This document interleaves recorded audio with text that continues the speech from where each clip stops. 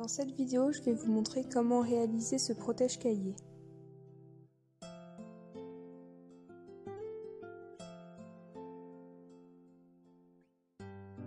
Dans un premier temps, j'ai choisi un tissu parmi des tissus récupérés et j'ai vérifié qu'il était assez grand et qu'il n'était pas transparent. J'ai placé mon cahier par-dessus le tissu et j'ai mesuré 2 cm en haut et en bas. Ensuite, j'ai replié le tissu sur le cahier et j'ai mesuré pour que ça obtienne 10 cm sur les côtés.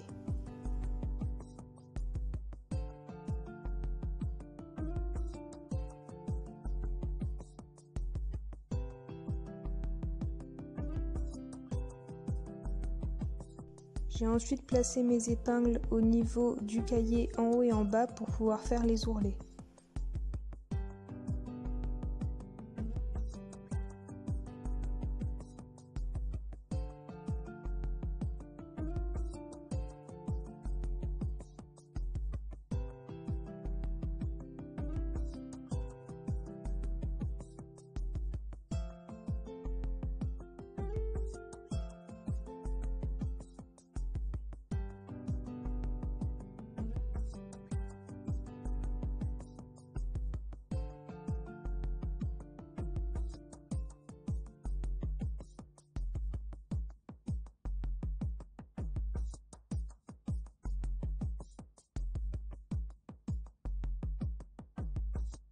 J'ai vérifié que ça correspondait toujours bien à la hauteur du cahier.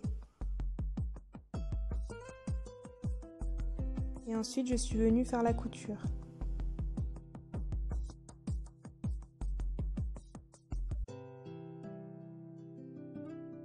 Ensuite, j'ai cousu les bords des deux côtés du protège-cahier.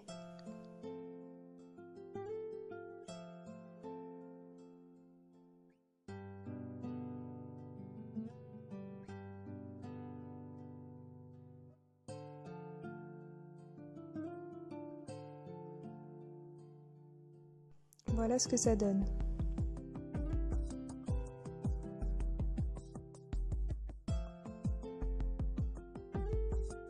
J'ai à nouveau placé mon cahier sur le tissu et j'ai plié les bords de chaque côté pour obtenir la même mesure. Une fois que j'ai obtenu ma mesure, j'ai placé des épingles en haut et en bas des bords et j'ai fait la couture.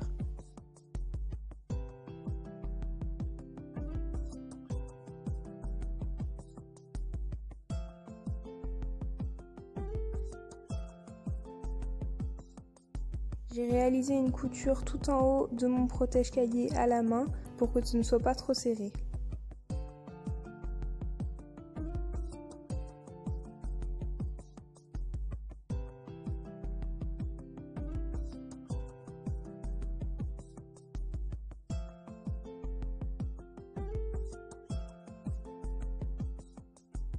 J'ai ensuite fait la même chose sur les 4 bords. Voilà ce que ça donne une fois terminé. J'ai placé le cahier à l'intérieur pour regarder si c'était bien la bonne taille.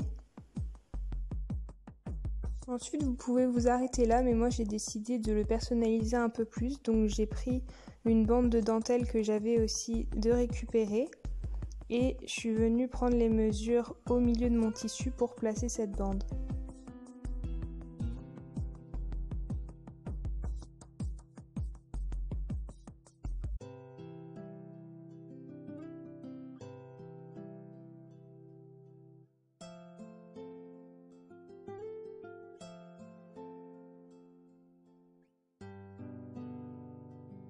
Voilà ce que ça donne une fois posé.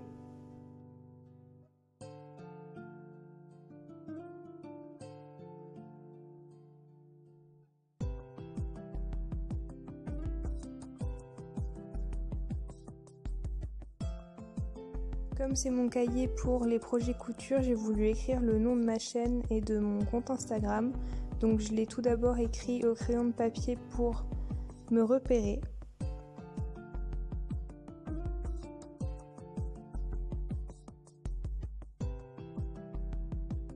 Ensuite, j'ai pris un fil à broder et je suis venue broder sur toutes les marques que j'avais pu faire.